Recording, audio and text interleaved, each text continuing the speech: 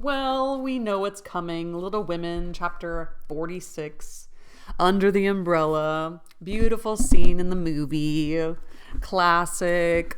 Shouldn't exist because she shouldn't have gotten married. But let's read it and see what happens. I'm sure I'm going to fall in love with it because I've fallen in love with every single chapter, and I love the book better than the movies. And I never thought I'd say that because the movies used to be so good, and now I like the book better.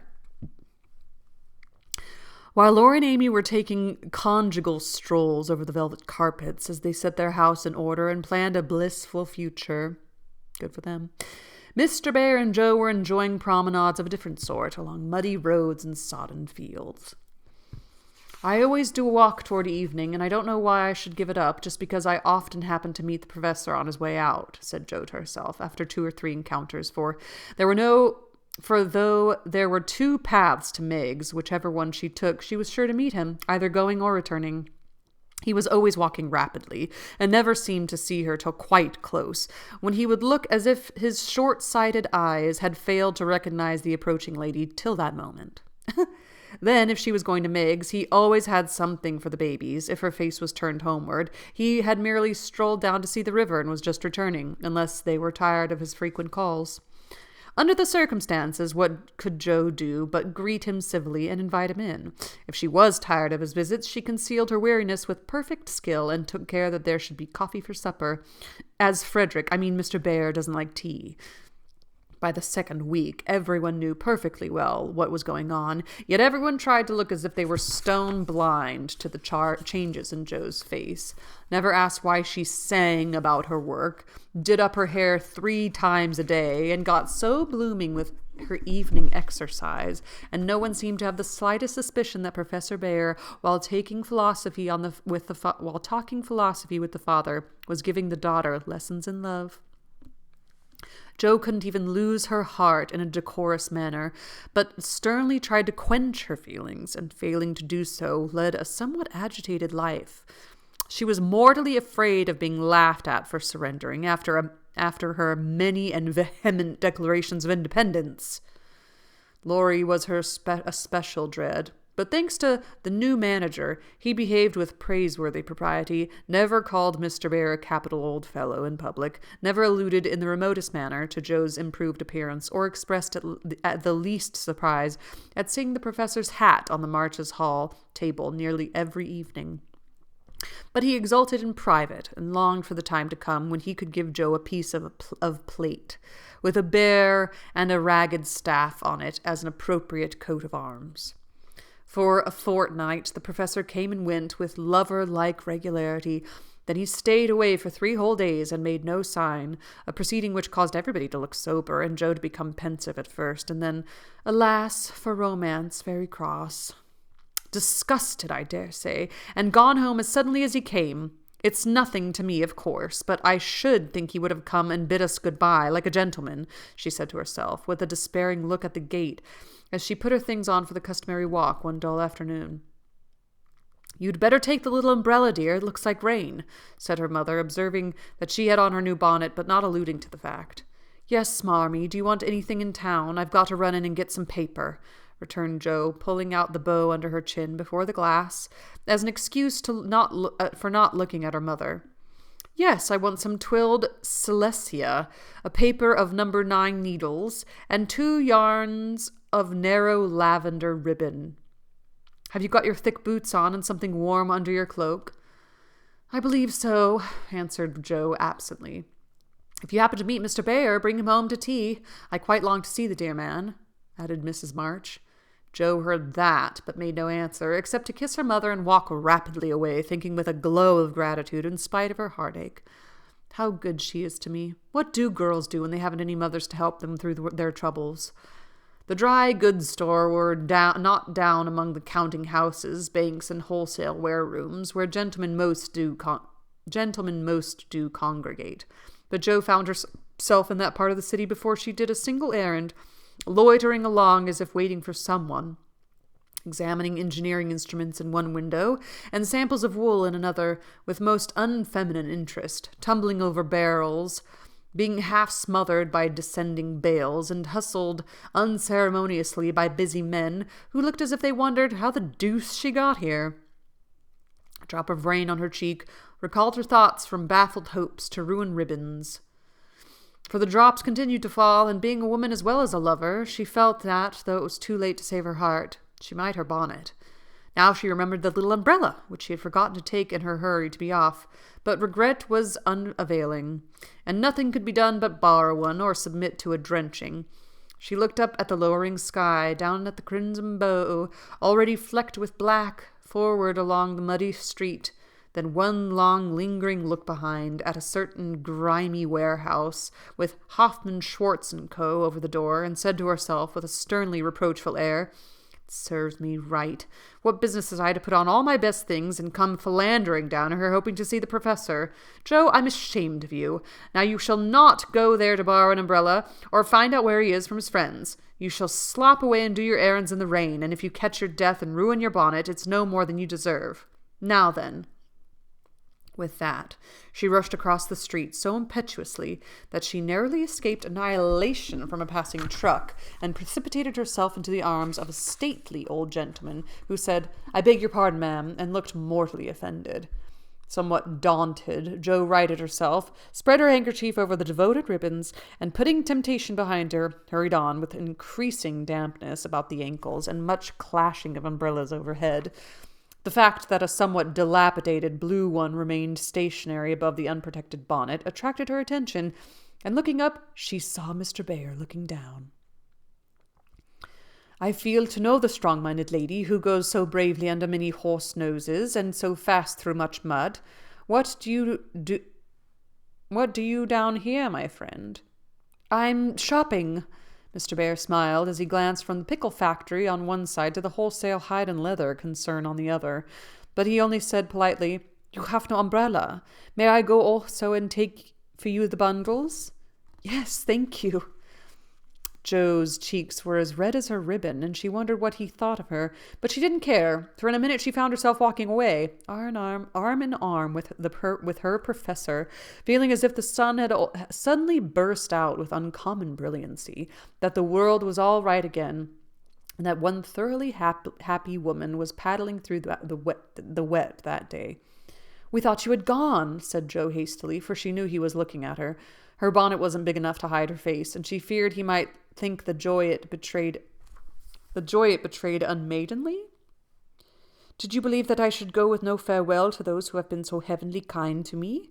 he asked so reproachfully that she felt as if she had insulted him by the suggestion, and answered heartily, "No, I didn't. I knew you were busy about your own affairs, but we rather missed you, father and mother especially."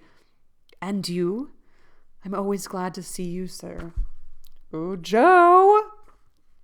In her anxiety to keep her voice quite calm, Jo made it rather cool, and the frosty little monosyllable at the end seemed to chill the professor, for his smile vanished, and he said gravely, "I thank you, and come one more time before I go." "You are going, then? I have no longer any business here. It is done." "Successfully, I hope," said Jo, for the bitterness of disappointment was in that short reply of his. "I ought to think so, for I have a way open to me by which I can make my bread and give my younglings much help." "Tell me, please. I like to know all about the boys," said Jo eagerly. "That is so kind. I gladly tell you. My friends find for me a place in a college where I teach as at home, and earn enough to make my way smooth for France and meal. For this I should be grateful, should I not?" "Indeed, you should.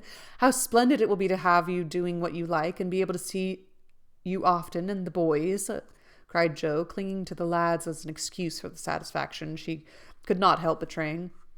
"But we shall not often meet. I fear the place is at the west." "So far away." And Jo left her skirts to their fate, as if it didn't matter now what became of her clothes or herself. Mr. Bhaer could read several languages, but he had not learned to read women yet. He flattered himself that he knew Jo pretty well, and was therefore much amazed by the contradictions of voice, face, and manner, which she showed him in rapid succession that day, for she was in half a dozen different moods in the course of half an hour. When she met him, she looked surprised, though it was impossible to help suspecting that she had come for that express purpose. When he offered her his arm, she took it with a look that filled him with delight, But when he asked if she missed him, she gave such a chilly, formal reply that despair fell upon him. On learning his good fortune, she almost clapped her hands. Was the joy all for the boys? Then on hearing the destination, she said so far away in a tone of despair that lifted him on to a pinnacle of hope, but the next minute she tumbled him down again by observing, like one entirely absorbed in the matter, "Here's the place for my errands. Will you come in? It won't take long."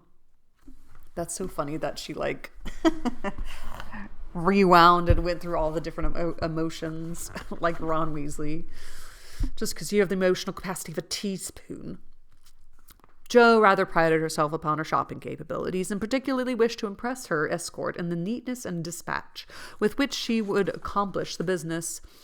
But owing to the flutter she was in, everything went amiss. She upset the tray of needles, forgot the silesia was to be twilled till it was cut off, gave the wrong change, and covered herself with confusion by asking for lavender ribbon at the calico counter. Mr. Bear stood by, watching her blush and blunder, and as he watched, his own bewilderment seemed to subside, for he was beginning to see that on some occasions women, like dreams, go by contraries. Okay. When they came out, he put the parcel under his arm with a more cheerful aspect and splashed through the puddles as if he rather enjoyed it on the whole. "Should we do a little what you call shopping for the babies, and have a farewell feast tonight if I go by for my last call at your so pleasant home?" he asked, stopping before a window full of fruits and flowers. "What will we buy?" asked Jo, ignoring the latter part of his speech and sniffing the mingled odors with an affectation of delight as they went in. "May they have oranges and figs?" asked Mr. Bear with a paternal air. "They eat them when they can get them. Do you care for nuts?" "Like a squirrel." "Hamburg grapes?" "Yes, we shall drink to the fatherland in those." Jo frowned upon the piece of extravagance and asked why he didn't buy a frail of dates, a cask of raisins, and a bag of almonds and be done with it. Whereat Mr. Bear confiscated her purse, produced his own, and finished the marketing by buying several pounds of grapes, a pot of rosy daisies, and a pretty jar of honey, to be regarded in the light of a demijohn. Then, distorting his pockets with knobby bundles and giving her the flowers to hold, he put up the old umbrella as they travelled on again.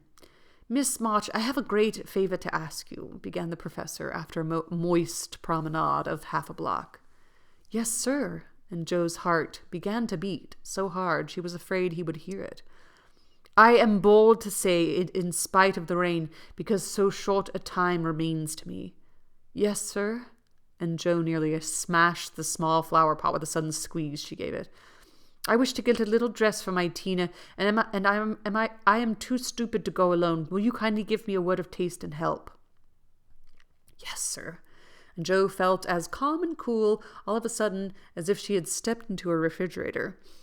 "Perhaps also a shawl for Tina's mother. She is so poor and sick, and the husband is such a care. Yes, a thick warm shawl would be a friendly thing to take to the little mother." "I'll do it with pleasure, Mr. Bear. I'm going very fast, and he's getting dearer every minute," added Jo to herself. Then, with a mental shake, she entered into the business with an energy which was pleasant to behold. Mr. Bear left it all to her, so she chose a pretty gown for Tina and then ordered out the shawls. The clerk, being a married man, condescended to take an interest in the couple, who appeared to be shopping for their family. "Your lady may prefer this. It's a superior article, a most desirable colour, quite chaste and genteel," he said, shaking out a comfortable grey shawl and throwing it over Jo's shoulder. "Does this suit you, Mr. Bear?" she asked, turning her back on him and feeling deeply grateful for the chance of hiding her face. "Excellently well. We will have it," answered the professor, smiling to himself as he paid for it, while Jo continued to rummage the counters like a confirmed bargain hunter.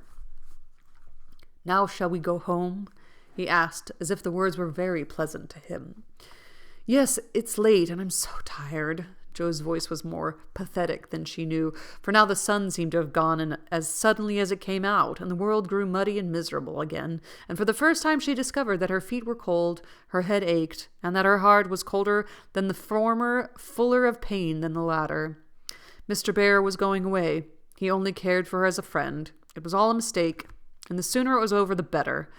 With this idea in her head, she hailed an approaching omnibus with such a hasty gesture that the daisies flew out of the pot and were badly damaged. "That is not our omnibus," said the professor, waving the loaded vehicle away and stopping to pick up the poor little posies. "I beg your pardon, I didn't see the name distinctly. Never mind, I can walk. I'm used to plodding in the mud," returned Jo, winking hard, because she would have died rather than openly wipe her eyes. Mr. Bear saw the drops on her cheek, though she turned her head away. The sight seemed to touch him very much, for suddenly stooping down, he asked in a tone that meant a great deal, "Heart's dearest, why do you cry?" Heart's dearest? Oh my God. Now, if Jo had not been new to this sort of thing, she would have said she wasn't crying, had a cold in her head, or told any other feminine fib proper to the occasion, instead of which that undignified creature answered, with an irrepressible sob, "Because you are going away." "Oh, my God, that is so good," cried Mr. Bear, managing to clasp his hands in spite of the umbrella and the bundles. "Jo, I have nothing but much love to give you. I came to see if you could care for it, and I wanted to be sure that I was something more than a friend. Am I? Can you take a little place in your heart for old Fritz?" he added, all in one breath.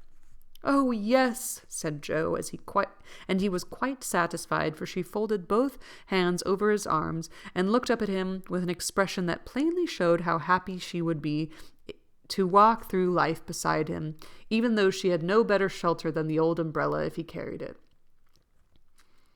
It was certainly proposing under difficulties, for even he had desired to do so. Mr. Bear could not go down upon his knees on the account of the mud, neither could he offer Jo his hand except figuratively, for both were full. Much less could he indulge in tender remonstrations in the open street, though he was near it. So the only way in which he could express his rapture was to look at her with an expression which glorified his face to such a degree that there actually seemed to be little rainbows in the drops that sparkled on his beard. If he had not loved Jo very much, I don't think he could have done it then, for she looked far from lovely, with her skirts in a deplorable state, her rubber shoes splashed to the ankle, and her bonnet a ruin. Fortunately, Mr. Bear considered her the most beautiful woman living, and she found him more Jove-like than ever, though his hat brim was quite limp, with the little rills trickling thence upon his shoulders, for he held the umbrella all over Jo, and every finger of his gloves needed mending. Passer-by probably thought them a pair of harmless lunatics, for they entirely forgot to hail a bus and strolled leisurely along, obviously of deepening dusk and fog. Little they cared what anybody thought, for they were enjoying the happy hour that seldom comes but once in any life. The magical moment which bestows youth on the old, beauty on the plain, wealth on the poor, and gives human hearts a forestate of heaven. The professor looked as if he had conquered a kingdom, and the world had nothing more to offer him in the way of bliss, while Jo trudged beside him, feeling as if her place had always been there, and wondering how she ever could have chosen any other lot. Of course she was the first to speak, intelligibly, I mean, for the emotional remarks which followed her impetuous "oh, yes" were not of a coherent or reportable character. "Friedrich, why didn't you—" "Ah, heaven, she gives me the name that no one speaks since Mina died," cried the professor, pausing in a puddle to regard her with grateful delight. "I always call you so to myself. I forgot, but I won't unless you like it." "Like it? It is more sweet to me than I can tell. Say thou also, and I shall say your language is almost as beautiful as mine." "Isn't thou a little sentimental?" asked Jo, privately thinking it's a lovely monosyllable. "Sentimental? Yes, thank God. We Germans believe in sentiment, and keep ourselves young mitted. Your English you is so cold. Say thou, heart's dearest. It means so much to me." "I like heart's dearest, personally," pleaded Mr. Bear, more like a romantic student than a grave professor. "Well, then, why didn't thou tell me all this sooner?" asked Jo bashfully. "Now I shall have to show thee all my heart, and so I so gladly will, because thou must take care of it hereafter. See then, my Jo." Ah, the dear funny little name. "I had wished to tell you something today. I said goodbye in New York, but I thought the handsome friend was betrothed to thee, and so I spoke not. Wouldst thou have said yes, then, if I had spoken? I don't know. I'm afraid not, for I didn't have any heart just then. Prut, that I do not believe. It was asleep till the fairy prince came through the wood and waked it up. Ah, well, die est libi ist die beste. But that I should not expect. Yes, the first love is the best, so be contented, for I never had any other. Ted was only a boy, and soon got over his little fancy, said Joe, anxious to correct the professor's mistake. Good, then I shall rest happy, and be sure that thou givest me all. I have waited so long, I am grown selfish, and thou wilt find Professorin. I like that, cried Joe, delighted with her new name. Now tell me what brought you at last, just when I wanted you. This. And Mr. Bear took a little worn paper out of his waistcoat pocket. Joe unfolded it and looked much abashed, for it was one of her own contributions to the paper that paid for poetry, which accounted for her sending it an occasional attempt. How could that bring you? She asked, wondering what he meant. I found it by chance. I knew it by the names and the initials, and in there was one little verse that seemed to call me. Read it and find him. I will see that you go not in the wet. Joe obeyed and hastily skimmed through the lines which had christened, In the Garret, 4 little chests all in a row, dim with dust and worn by time, all fashioned and filled long ago by children now in their prime. 4 little keys hung side by side, with faded ribbons brave and gay, when fastened there with childish pride long ago on a rainy day. 4 little names, one on each lid, carved out by a boyish hand, and underneath there lieth hid histories of the happy band, once playing here and pausing oft to hear the sweet refrain that came and went on the roof aloft in the falling summer rain.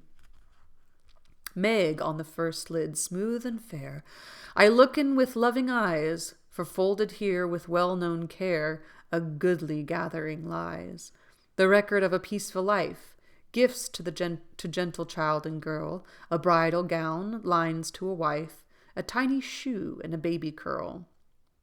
No toys in this first chest remain, for all are carried away in their old age to join again in another small Meg's play. Ah, happy mother, well I know you hear like a sweet refrain lullabies ever soft and low in the falling summer rain.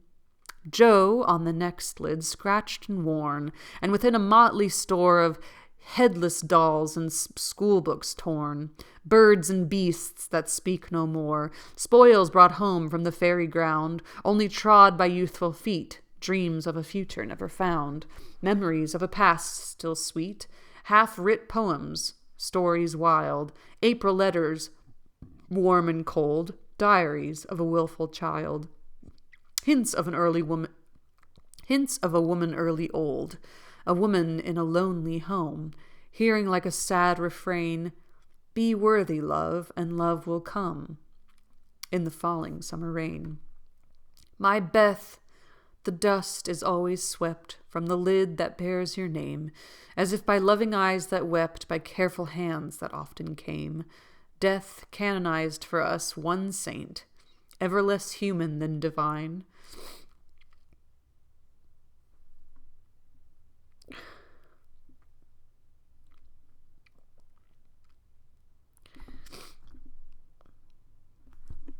It's hard to read. I can't see. I just got something in both my eyes.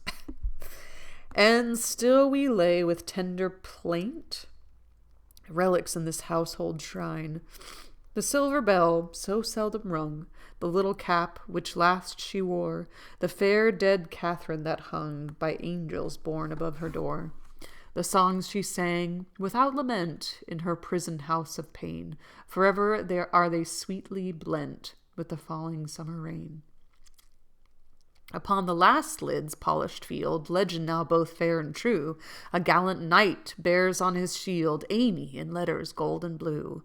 Within the snoods that bound her hair, slippers that have danced their last, faded flowers laid by with care, fans whose airy toils are past, gay valentines all ardent flames, trifles that have borne their part, in girlish hopes and fears and shames, the record of a maiden heart, now learning fairer, truer spells, hearing like a blithe refrain, the silver sound of bridal bells in the falling summer rain.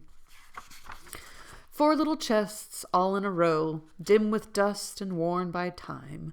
4 women taught by weal and woe to love and labor in their prime. 4 sisters parted for an hour, none lost, only one gone before, made by love's immortal power. Nearest and dearest evermore. Oh, when these hidden stores of ours lie open in the Father's sight, may they be rich in golden hours. Deeds that show fairer for the light, lives whose brave music long shall ring, like a spirit-stirring strain, souls that shall gladly soar and sing in the long sunshine after rain. J.M. It's very bad poetry, but I felt it when I wrote it one day when I was very lonely and had a good cry on a rag bag. I never thought it would go where it could tell tales, said Jo, tearing up the verses the professor had treasured so long. Let it go. It has done its duty, and I will have a fresh one when I read all the brown book in which she keeps her letter secrets, said Mr. Bear with a smile as he watched the fragments fly away in the wind. Yes, he added earnestly, I read that, and I think to myself, she has a sorrow, she is lonely. She would find comfort in true love. I have her heart full for her. Shall I not go and say, if this is not too poor a thing to give, for what I shall hope to receive, take it in God's name? And so you came to find that it was not too poor, but the one precious thing I needed, whispered Jo. I had no courage to think that at first. Heavenly kind was your welcome to me, but soon I began to hope, and then I said, I will have her if I die for it, and so I will, cried Mr. Bear, with a defiant nod, as if the walls of mist closing round them were barriers which he was to surmount or valiantly knock down. Jo thought that was splendid, and resolved to be worthy of her knight, though he did not come prancing on a charger in gorgeous array. What made you stay away so long? She asked presently, finding it so pleasant to ask confidential questions and get delightful answers that she could not keep silent. It was not easy, but I could not find the heart to take you from that so happy home until I could have a prospect of one to give you, after much time perhaps and hard work. How could I ask you to give up so much for a poor old fellow who has no fortune but a little learning? I'm glad you are poor. I couldn't bear a rich husband, said Jo decidedly, adding in a softer tone, Don't fear poverty. I've known it long enough to lose my dread, and be happy working for those I love. And don't call yourself old. I never think of it. I couldn't help loving you if you were 70. The professor found that so touching that he would have been glad of his handkerchief if he could have got at it. As he couldn't, Jo wiped his eyes for him and said, laughing as she took away the bundle or two, I may be strong-minded, but no one can say I'm out of my sphere now, for women's special mission is supposed to be drying tears and bearing burdens. I'm to carry my share, Friedrich, and help to earn the home.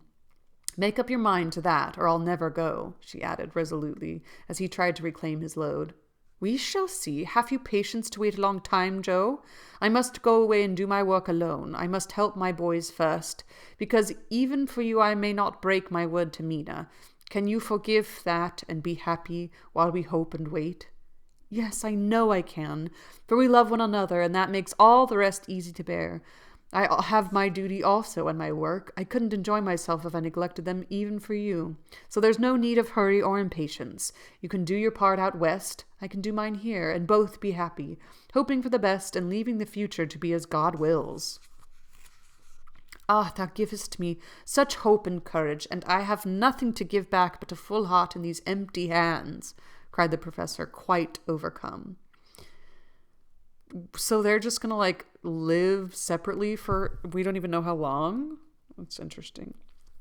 Jo never would learn to be proper, for when he had said that, as they stood upon the steps, she just put both hands into his, whispering tenderly, "Not empty now," and stooping down, kissed her Frederick under the umbrella. It was dreadful, but she would have done it if the flock of draggle-tailed sparrows on the hedge had been human beings, for she was very far gone indeed, and quite regardless of everything but her own happiness.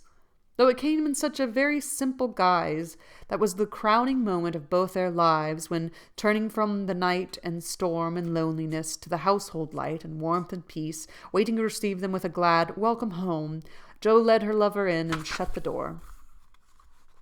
We're just going to keep reading. I can't stop now. I'm not going to stop, I'm just going to keep reading. Last chapter, chapter 47. For a year, Jo and her professor worked and waited, hoped and loved, met occasionally, and wrote such voluminous letters that the rise in the price of paper was accounted for, Laurie said. The second year began rather soberly, for their prospect did not brighten, and Aunt March died suddenly.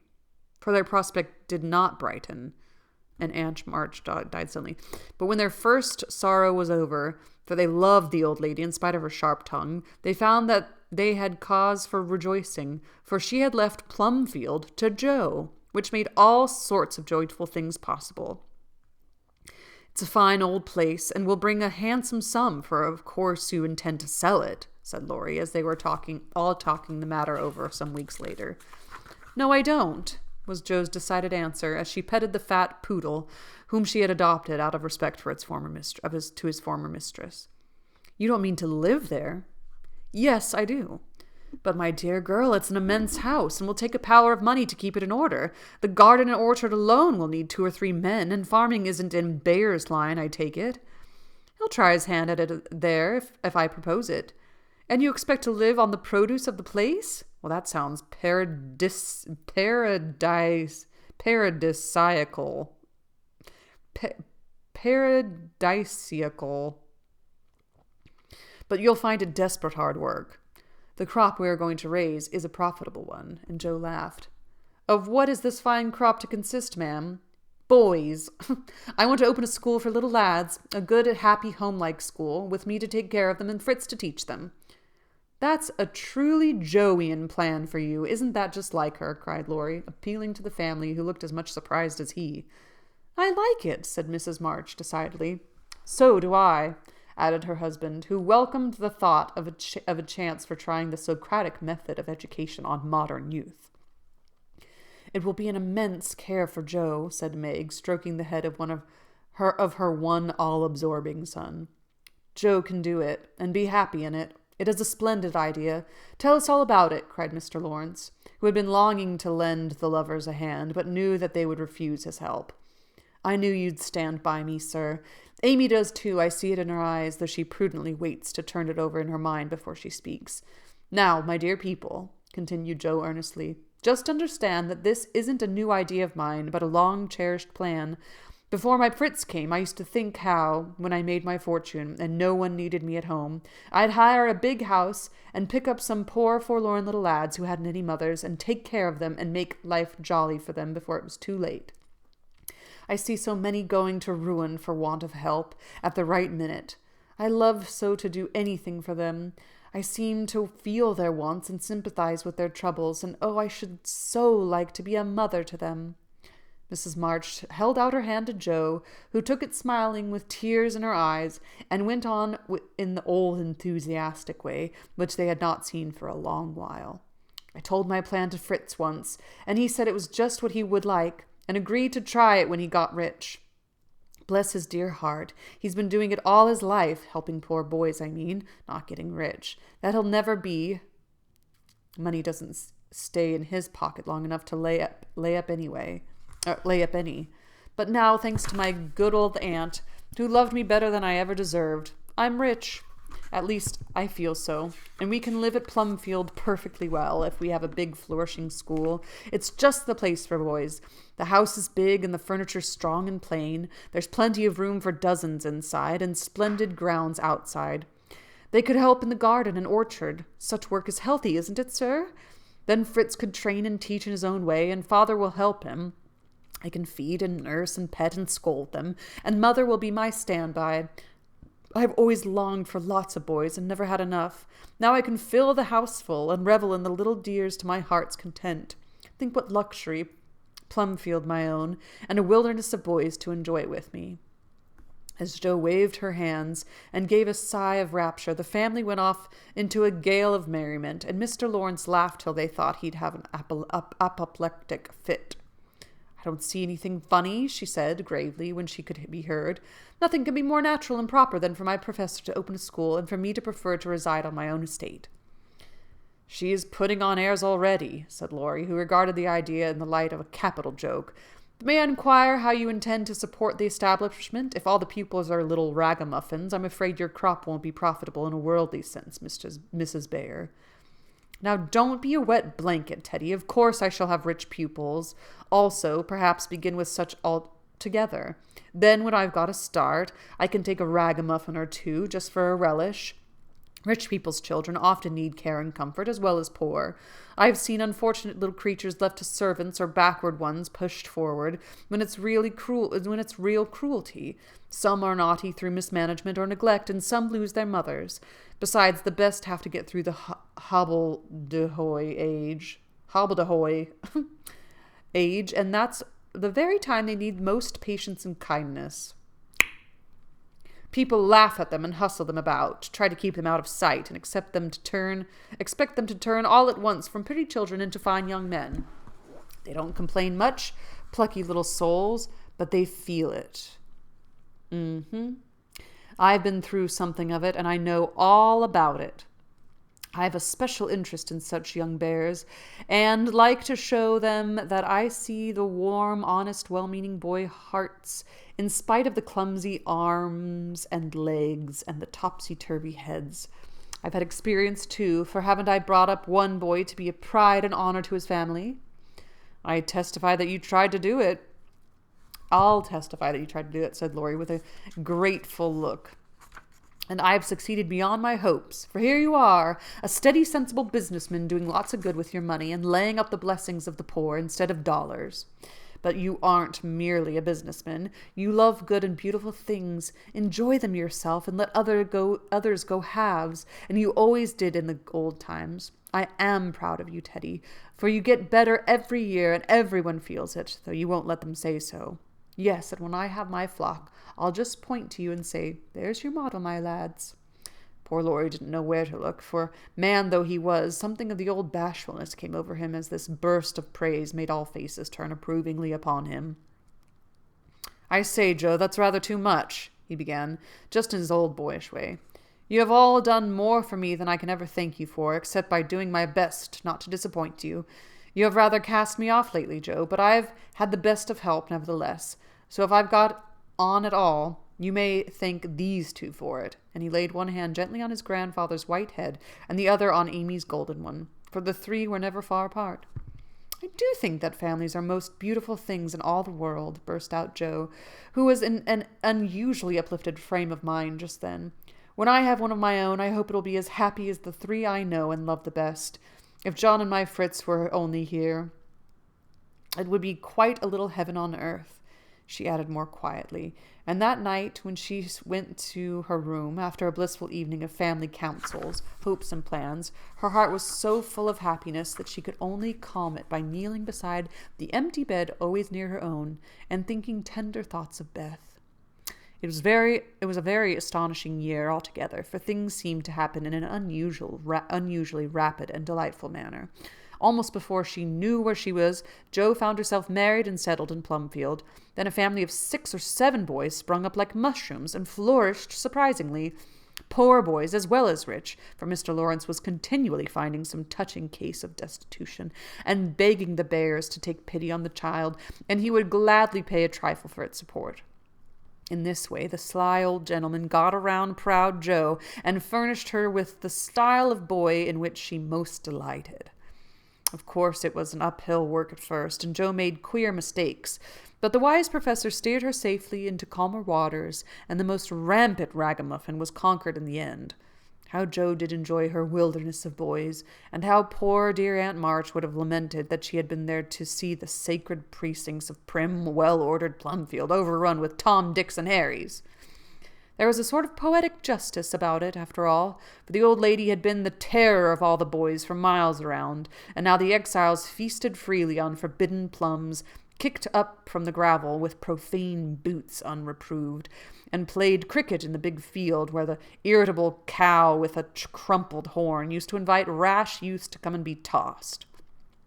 It became sort of a boy's paradise, and Laurie suggested that it should be called Beargarten, as a compliment to its master and appropriate to its inhabitants. It never was a fashionable school, and the professor did not lay up a fortune, but it was just what Jo intended it to be, a happy home-like place for boys who needed teaching, care, and kindness.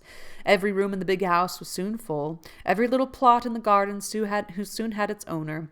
A regular menagerie appeared in the barn and shed, for pet animals were allowed, and 3 times a day Jo smiled at her Fritz from the head of a long table lined on either side with rows of happy young faces, which all turned to her with affectionate eyes, confiding words, and grateful hearts full of love for Mother Bear.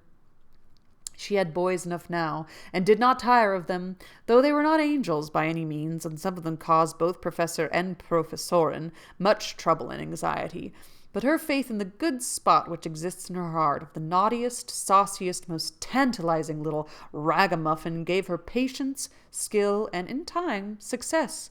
For no mortal boy could hold out long with Father Bear shining on him as benevolently as the sun, and Mother Bear forgiving him 70 times 7. Very precious to Jo was the friendship of the lads, their pertinent sniffs and whispers after wrongdoing, their droll or touching little confidences, their pleasant enthusiasms, hopes, and plans, even their misfortunes, for they only endeared them to her all the more. They were slow boys and bashful boys, feeble boys and riotous boys, boys that lisped and boys that stuttered, 1 or 2 lame ones, and a merry little quadroon who could not be taken in elsewhere, but who was welcome in the Beargarten, though some people predicted that his admission would ruin the school. Yes, Jo was a very happy woman there, in spite of hard work, much anxiety, and a perpetual racket. She enjoyed it heartily, and found the applause of her boys more satisfying than any praise of the world. For now she told no stories except to her flock of enthusiastic believers and admirers. As even the years went on, 2 little lads of her own came to increase her happiness. Rob, named for Grandpa, and Teddy, a happy-go-lucky baby who seemed to have inherited his papa's sunshiny temper as well as his mother's lively spirit. How they ever grew up alive in that whirlpool of boys was a mystery to their grandma and aunts, but they flourished like dandelions in spring, and their rough nurses loved and served them well.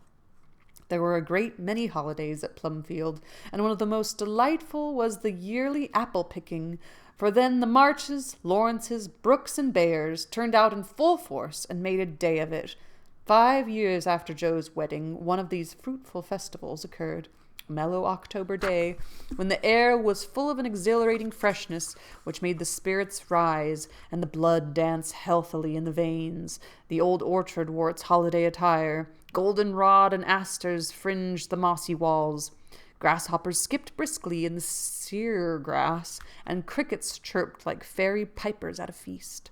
Squirrels were busy with their small harvesting, birds twittering their adieu from the alders in the lane, and every tree stood ready to send down its shower of red or yellow apples at the first shake. Everybody was there. Everybody laughed and sang, climbed up and tumbled down. Everybody declared that there never had been such a perfect day or such a jolly set to enjoy it. And everyone gave themselves up to the simple pleasures of the hour as freely as if there were no such things as cares or sorrows in the world. Mr. March strolled placidly about, quoting Tusser, Cowley, and Columella to Mr. Laurence while enjoying the gentle apple's winy juice. The professor charged up and down the green aisles like a stout Teutonic knight, with a pole for a lance, leading on the boys, who made a hook and a ladder company of themselves, and performed wonders in the way of ground and lofty tumbling. Laurie devoted himself to the little ones, rode his small daughter in a bushel basket, took Daisy up among the birds' nests, and kept adventurous Rob from breaking his neck. Mrs. March and Meg sat among the apple piles like a pair of Pomonas, sorting the contributions that kept pouring in, while Amy, with a beautiful motherly expression on her face, sketched the various groups and watched over one pale lad who sat adoring her with his little crutch beside him. Jo was in her element that day, and rushed about with her gown pinned up, her hat anywhere but on her head, and her baby tucked under her arm, ready for any lively adventure which might turn up. Little Teddy bore a charmed life, for nothing ever happened to him, and Jo never felt any anxiety when he was whisked up into a tree by one lad, galloped off on the back of another, or supplied with sour russets by his indulgent papa, who labored under the Germanic delusion that babies could digest anything, from pickled cabbage to buttons, nails, and their own small shoes. She knew that little Ted would turn up again in time, safe and rosy, dirty and serene, and she always received him back with a hearty welcome, for Jo loved her babies tenderly. At 4:00, a lull took place, and baskets remained empty, while the apple-pickers rested and compared rents and bruises. Then Jo and Meg, with a detachment of the bigger boys, set forth the supper on the grass, for an out-of-door tea was always the crowning joy of the day. The land literally flowed with milk and honey on such occasions, for the lads were not required to sit at table, but allowed to partake of refreshment as they liked, freedom being the sauce best beloved by the boyish soul. They availed themselves of the rare privilege to the fullest extent, for some tried the pleasing experiment of drinking milk while standing on their heads. Others lent a charm to leapfrog by eating pie in the pauses of the game. Cookies were sown broadcast over the field, and apple turnovers roosted in the trees like new style of birds. The little girls had a private tea party, and Ted roved among the edibles at his own sweet will. When no one could eat any more, the professor proposed the first regular toast, which is always drunk at such times. Aunt March, God bless her. A toast heartily given by the good man, who never forgot how much he owed her, and quietly drunk by the boys, who had been taught to keep her memory green. Now Grandma's 60th birthday. Long life to her with 3 times 3. That was given with a will, as you may well believe, and the cheering once begun, it was hard to stop. Everybody's health was proposed, from Mr. Laurence, who was considered their special patron, to the astonished guinea pig, who had strayed from its proper sphere in search of its young master. Demi, as the oldest grandchild, then presented the queen of the day with various gifts, so numerous that they were transported to the festive scene in a wheelbarrow. Funny presents, some of them, but what would have been defects to others' eyes were ornaments to Grandma's. For the children's gifts were all their own. Every stitch Daisy's patient little fingers had put on the handkerchiefs she hemmed was better than embroidery to Mrs. March. Demi's shoebox was a miracle of mechanical skill, though the cover wouldn't shut. Rob's footstool had a wiggle in its uneven legs that she declared was very soothing, and no page of the costly book Amy's child gave her was so fair as that on which appeared its tipsy capitals the words, "To dear Grandma from her little Beth." During the ceremony, the boys had mysteriously disappeared, and when Mrs. March had tried to thank her children and broken down while Teddy wiped her eyes on his pinafore, the professor suddenly began to sing. Then from above him, voice after voice took up the words, and from tree to tree echoed the music of the unseen choir as the boys sang with all their hearts. It's just so precious. It's just so precious and sweet. This little children's choir in the trees, it's beautiful. Sing with all their hearts the little song Jo had written, Laurie said to music, and the professor trained his lads to give with the best effect. It's just so sweet. This was something altogether new, and it proved a grand success, for Mrs. March couldn't get over her surprise, and insisted on shaking hands with every one of the featherless birds, from tall Franz and Emile to the little quadroon, who had the sweetest voice of all. After this, the boys dispersed for a final lark, leaving Mrs. March and her daughters under the festival tree. I don't think I ever ought to call myself Unlucky Joe again, when my greatest wish has been so beautifully gratified. said Mrs. Bayer, taking Teddy's little fist out of the milk pitcher in which he was rapturously churning. And yet your life is very different from the one you pictured so long ago. Do you remember our castles in the air? Asked Amy, smiling as she watched Laurie and John playing cricket with the boys. Dear fellows, it does my heart good to see them forget business and frolic for a day, answered Joe, who now spoke in a maternal way of all mankind. Yes, I remember, but the life I wanted then seems selfish, lowly, and cold to me now. I haven't given up the hope that I may write a good book yet, but I can wait. And I'm sure it will be all the better for such experiences and illustrations as these.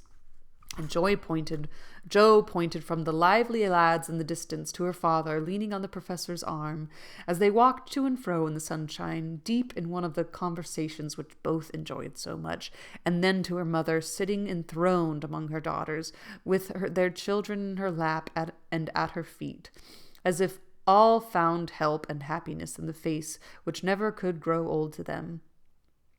My castle was the most nearly realized of all. I asked for splendid things, to be sure, but in my heart I knew I should be satisfied if I had a little home and John and some dear children like these. I've got them all, thank God, and am the happiest woman in the world. And Meg laid her hand on her tall boy's head with a face full of tender and devout content. My castle is very different from what I planned, but I would not alter it, though, like Joe, I don't relinquish all my artistic hopes or confine myself to helping others fulfill their dreams of beauty. I've begun to model a figure of baby, and Laurie says it is the best thing I've ever done. I think so myself, and mean to do it in marble, so that whatever happens, I may at least keep the image of my little angel. As Amy spoke, a great tear dropped on the golden hair of the sleeping child in her arms, for her one well-beloved daughter was a frail little creature, and the dread of losing her was the shadow over Amy's sunshine. This cross was doing much for both father and mother, for one love and sorrow bound them closely together. Amy's nature was growing sweeter, deeper, and more tender. Laurie was growing more serious, strong, and firm, and both were learning that beauty, youth, good fortune, even love itself, cannot keep care and pain, loss and sorrow from the most blessed. For into each life some rain must fall, some days must be dark and sad and dreary. She is growing better, I am sure of it, my dear. Don't despond, but hope and keep happy, said Mrs. March, as tender-hearted Daisy stooped from her knee to lay her rosy cheek against her little cousin's pale one. I never ought to, while I have you to cheer me up, Marmee, and Laurie to take more than half of every burden, replied Amy warmly. He never lets me see his anxiety, but is so sweet and patient with me, so devoted to Beth, and such a stay and comfort to me as always, that I can't love him enough. So in spite of my one cross, I can say with Meg, thank God I am a happy woman. There's no need for me to say it, for everyone can see that I'm far happier than I deserve, added Joe, glancing from her good husband to her chubby children tumbling on the grass beside her. Fritz is getting gray and stout. I'm growing as thin as a shadow, and am over 30. We never shall be rich, and Plumfield may burn up any night, for that incorrigible Tommy Bangs will smoke sweet fern cigars under the bedcloths, though he set himself afire 3 times already. But in spite of these unromantic facts, I have nothing to complain of, and never was so jolly in my life.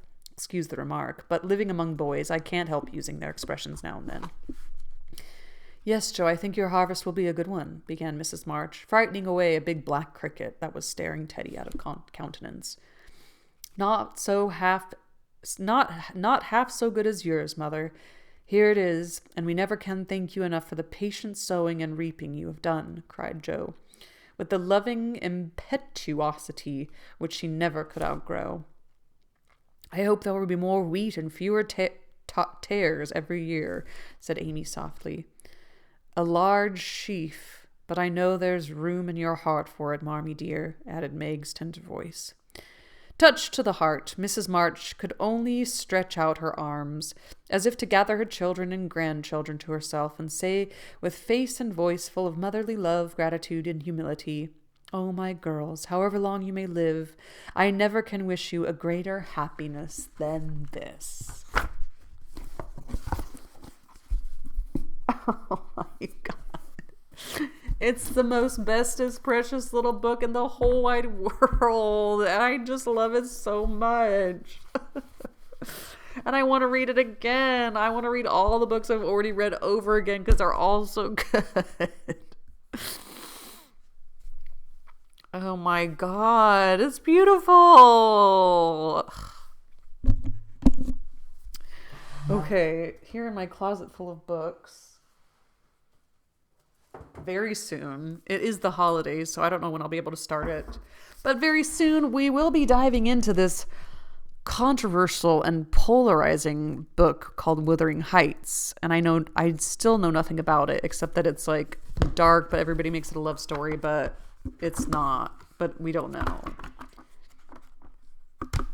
Emily Bronte, another Bronte sister. I'll have to learn a little bit more about her, because we know a little bit about Charlotte from reading Jane Eyre, but I've got to deep dive into Emily. Happy reading to you all, you guys. Oh, this book, it just really touches my little heart. Thank you so much for reading along and watching along and being here with me on this journey.